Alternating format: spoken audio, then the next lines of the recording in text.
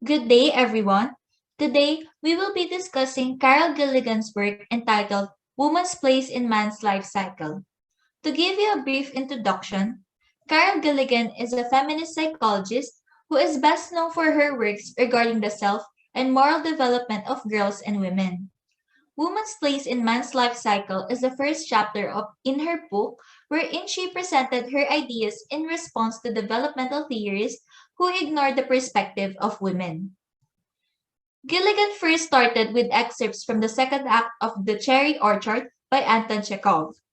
In the excerpt, Lopahin, the male protagonist, says, Lord, thou gavest us immense forests, unbounded fields, and the widest horizons, and living in the midst of them we should indeed be giants. Madame Renevskaya, on the other hand, replies, You feel the need for giants. They are only good in fairy tales. Anywhere else, they only frighten us. This excerpt basically shows us that the conceptions of the human life cycle will depend on the position of the observer. Kaya naman if the observer is a woman, yung perspective about human development, human condition, and yung mga bagay na we consider to be valuable in life will be different. Nagkaroon ng point in history, specifically noong 20th century, wherein nagkaroon pa ng mas maraming efforts to eradicate sex discrimination and bring about social equality. It was during this time na yung people, especially the ones from the social sciences, started to see na yung theories na we all thought are universal and objective turns out to consistently reflect observational and evaluative bias. People began to realize na not everything is objective. It's just that we have become accustomed to seeing life through men's eyes. Observational bias and sex discrimination have also been detected in the use of language, as seen in the classic The Elements of Style by William Strunk and E.B. White. When talking about Napoleon, words such as he was an interesting talker was used. However, when talking about women, authors use phrases such as, Well, Susan, this is a fine mess you are in, or by narrating, he saw a woman accompanied by two children. This example simply shows how much sex discrimination has slipped into our lives and we didn't even notice it. Several developmental psychologists have also shown observational bias in their works by implicitly adopting the male life as the norm and attempting to fit women into their masculine narrative. One of the first individuals to do such a thing is Sigmund Freud in his psychosexual development theory. Itong theory na ito is built around the experiences of male children that lead up to the Oedipus complex. Dahil nga this theory is specifically based on the male experience, Freud had a hard time trying to fit women's and girls' experiences into his theory. Pero instead na i-correct niya yung theory niya, Freud then went on to say na yung different experiences ng women is the cause of what he calls women's developmental failure. Para sa kanya kasi, the level of what is ethically normal is different sa women. Kaya he thinks na women show less sense of justice than men. Why? Because for Freud, women's judgment are often influenced by their feelings of affection or hostility, or in simple words, their emotion. Nancy Chodorow, on the other hand, attempted to find an explanation behind the differences between masculine and feminine personalities and roles. She concluded that these sex differences in personality and gender identity formation can be attributed to the fact that mothers are largely responsible for early child care, which happens during the first 3 years of life, when gender identity is being established. As a result, the experiences of male and female children in their early social environment are different. In the process of female identity formation, mothers see their daughters as like themselves. Similarly, girls identify themselves as females, thus fusing their attachment with their mother with their identity formation. On the other hand, mothers see their sons as their male opposites. As a result, boys separate themselves from their mothers to establish their masculinity, individuality, and their firm ego boundaries. So in summary, yung mga girls, they form attachment, while yung mga boys, they form individualism. Chodorow then replaces Freud's negative and incorrect description of the female psychology with a positive one by saying that women do not have weaker ego boundaries. It just means that after a period of gender identity formation, the girls emerge with a stronger basis for experiencing another's needs or feelings as one's own, or in other words, empathy. Aside from differences in gender identity formation, men and women also experience relationships and issues of dependency differently. Di ba nga nasabi kanina that boys tie separation and individuality with their masculinity? So as a result, males are threatened by intimacy, kaya naman they struggle with relationships. For girls naman, on the other hand, separation from their mother is not really essential sa formation ng kanilang femininity. Kaya girls do not have problems with attachment, pero they are threatened naman by separation and they also struggle with individuation. Now let us discuss development theories of psychology during middle childhood. So from the sex differences in early childhood described by Chodorow, George Herbert Mead and John Piaget suggested that sex difference in personality formation appear during middle childhood as manifested through children's games, which according to them is the foundation of social development during the school years. They said that in play, children learn to feel someone's boots and see themselves from the other children's perspective. In addition, they learn to respect the rules since games have rules and they begin to understand that rules can be made and changed. From their observations, little boys and girls tend to have different attitudes towards rules. Boys are fascinated with the legal elaboration of rules and the development of fair procedures of judging conflict. On the other hand, girls have a more pragmatic attitude towards rules, more willing to make exceptions, and more easily reconciled through innovations. From these observed differences, Piaget stated that legal sense is far less developed in girls than boys. Legal sense, which according to Piaget is essential to moral development. Likewise, Janet Lever sought to find sex differences in children's games, and here are her observations. Boys play outdoors more often than girls. Boys play more often in large and age heterogeneous groups. Boys play competitive games more often than girls. Boys' games last longer than girls' games, which she added is due to boys' games needing to a higher level of skill and therefore less likely to be boring. And lastly, boys were able to resolve conflict or disputes more effectively than girls when it arises during the game. From her observations, boys resolve disputes by repeating the game or having the need for justification. On the other hand, she observed that girls tend to end the game during disputes as the need for justification is less likely to occur. Lever said that rather than elaborating a system of rules like boys do, girls subordinate the continuation of the game to the continuation of relationships. So it's better to end the game than to end the relationship, once again pertaining to girls being threatened by separation. From these differences in children's games, there's been a bias that assumes that the male model is superior since it fits the requirement for modern corporate success. On the other hand, the sensitivity and care for the feelings of others that girls develop through play are seen to have little market value and can even impede professional success. From these assumptions, Lever implies that if a girl does not want to be left dependent on men, she will have to learn to play like a boy. Moreover, Lawrence Kohlberg suggested that moral development is most effectively learned through the opportunities for role-taking that arise in the course of resolving disputes. However, the moral lessons inherent in girls' play appear to be fewer than in boys due to the competition in girls' games being indirect. That is, one person's success does not necessarily signify another one's failure. So in conclusion, based on the ideas of these people, boys learn to deal with competition in a relatively forthright manner that is all in accordance with the rules of the game.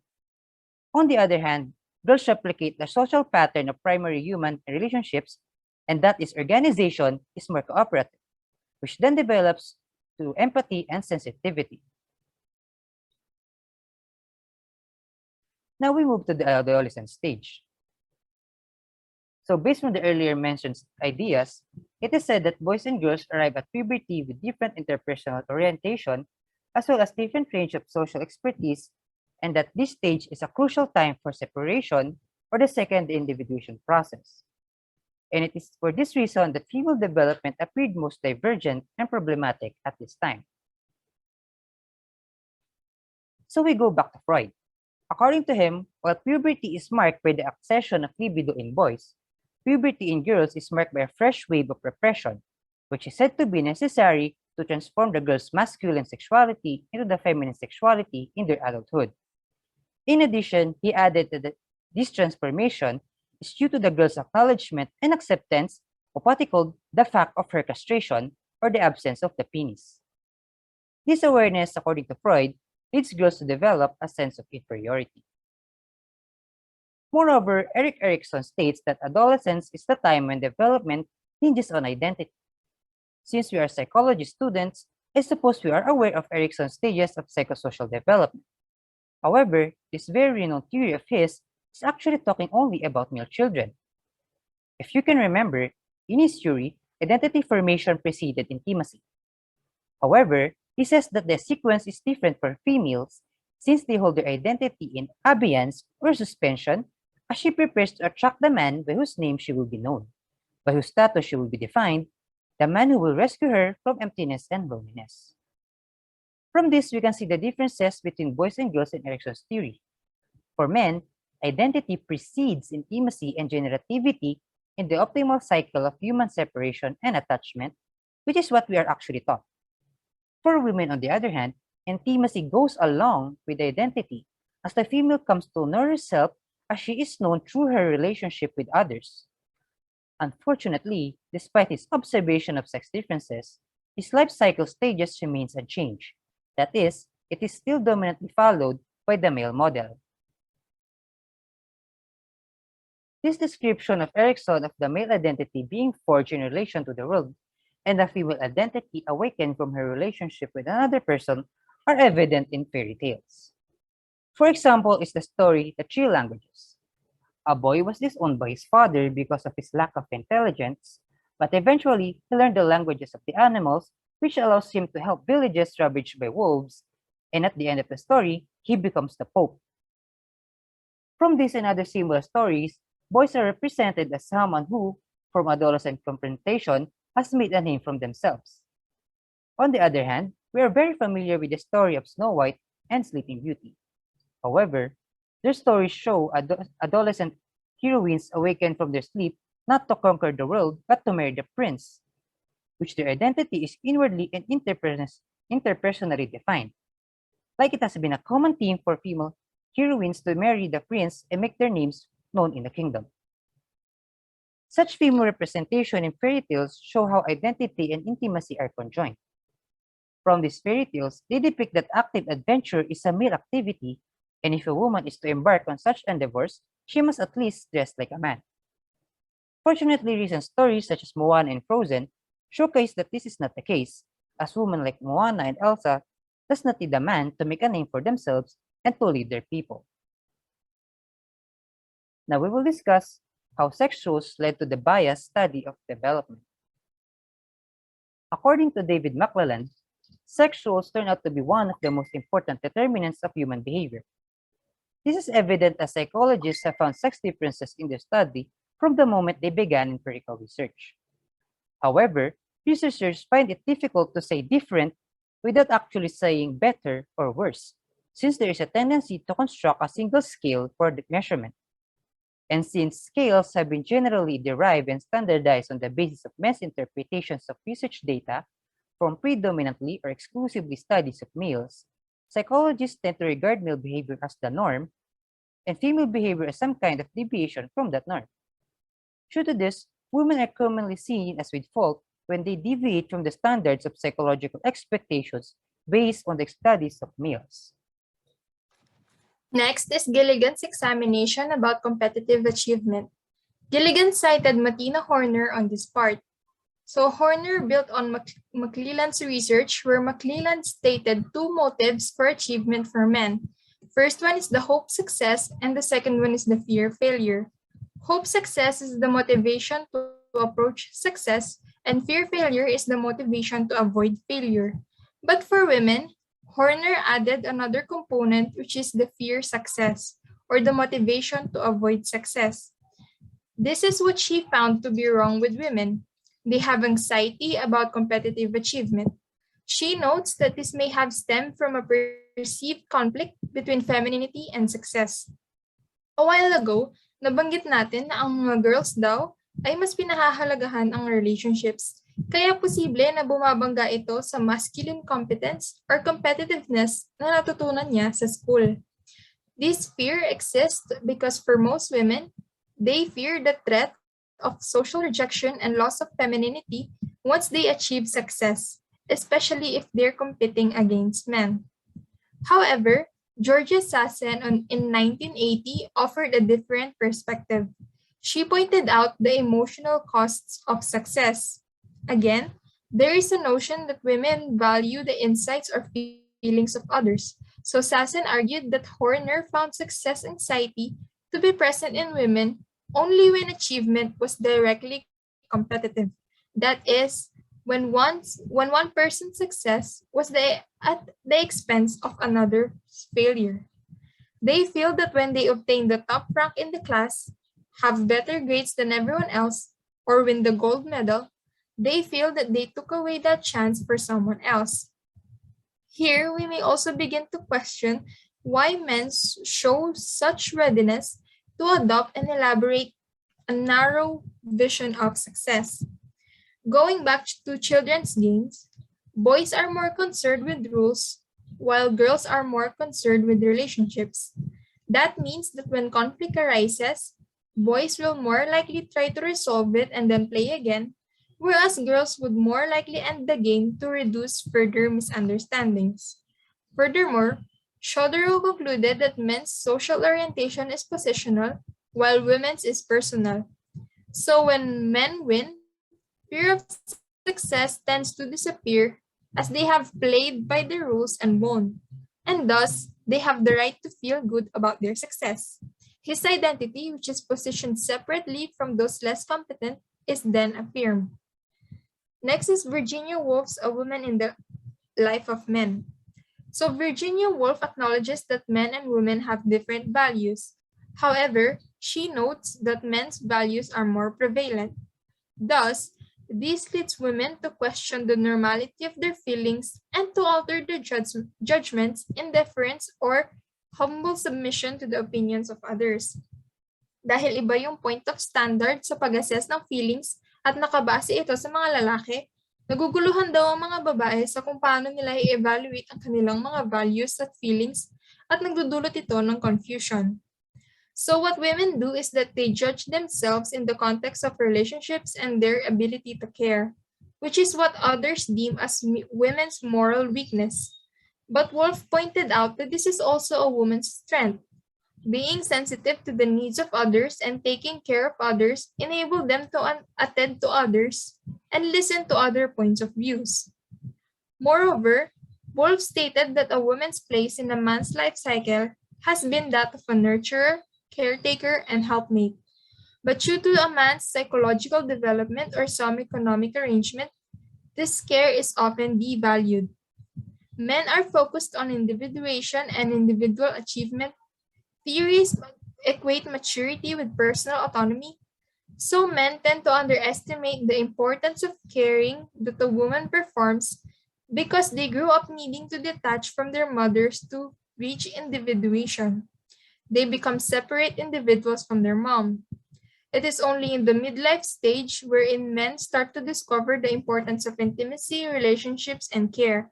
So they tend to have problems with relationships, whereas women have known this since the beginning. Lots of studies support this.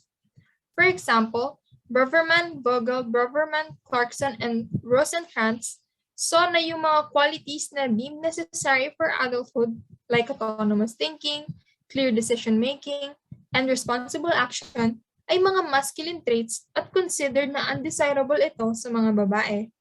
Diba minsan kapag ang isang babae ay assertive, tinatawag siyang bossy? At makikita din ito sa mga policies. For example, sa ibang countries, ang asawang lalaki hindi kailangan ng consent mula sa asawa niyang babae para kumuha ng international passport. However, ang mga babae, kailangan muna nila ng consent ng husband nila bago sila makapag-apply for an international passport. But this is a out of balance conception of adulthood because it favors separateness over connection. It leans toward autonomous life rather than the interdependence of love and care. Next is the moral development paradox. For the moral development paradox, Freud, Piaget, and Kohlberg are who Gilligan mentioned here. So Freud criticized women's sense of justice, and he stated that it is compromised because of its refusal of blind impartiality.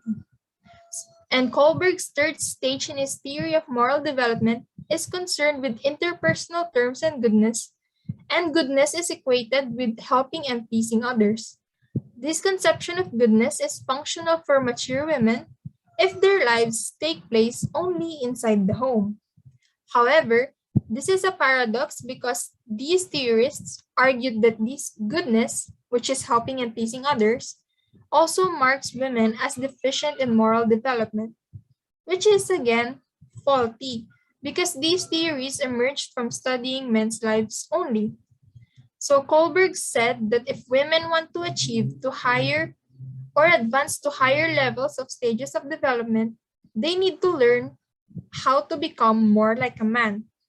So women need to understand that relationships are subordinated to rules and rules are subordinated to universal principles of justice. So when we want to talk about women and developmental constructs, a different voice arises, a voice that is different from Freud, Piaget, and Kohlberg. This voice allows us to hear and see that moral problems arise from conflicting responsibilities rather than from competing rights.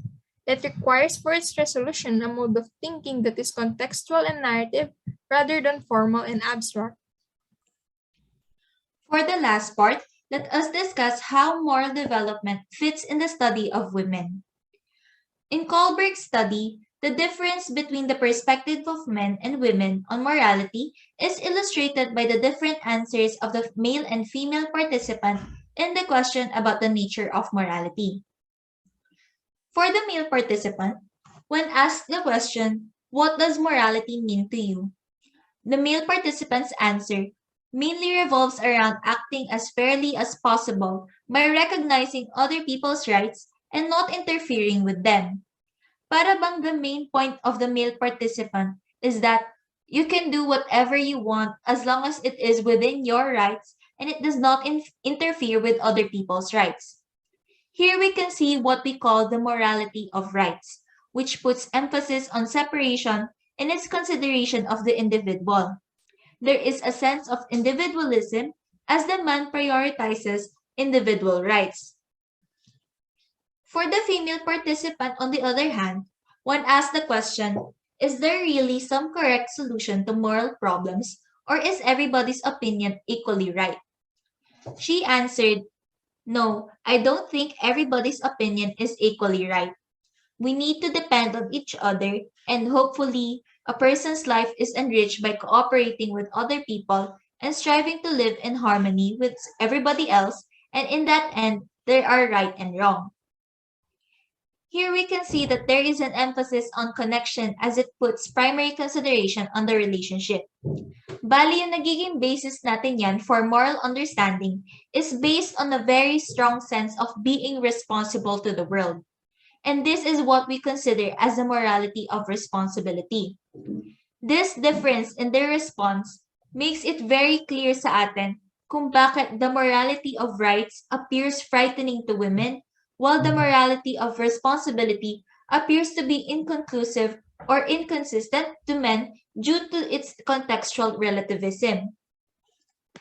So based on everything that has been discussed so far, paano nga ba napag-aaralan ang morality sa perspective ng women? Moral conception in the study of women, as it is concerned with the activity of care, is centered around one's understanding of their responsibilities and relationships.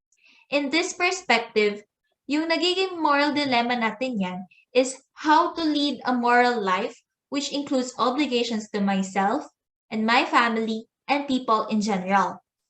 Gilligan also made it clear that the psychology of women, which has been consistently described as distinctive in its greater orientation towards relationship and interdependence, implies a more contextual mode of judgment and a different moral understanding. Lastly, Gilligan finally answers the question, what is the woman's place in a man's life cycle? A woman's place in a man's life cycle is to protect the recognition of the importance of attachment in the human life cycle, while the developmental litany intones the celebration of separation, autonomy, individuation, and natural rights. To formally end our presentation, here is a quote by Carol Gilligan.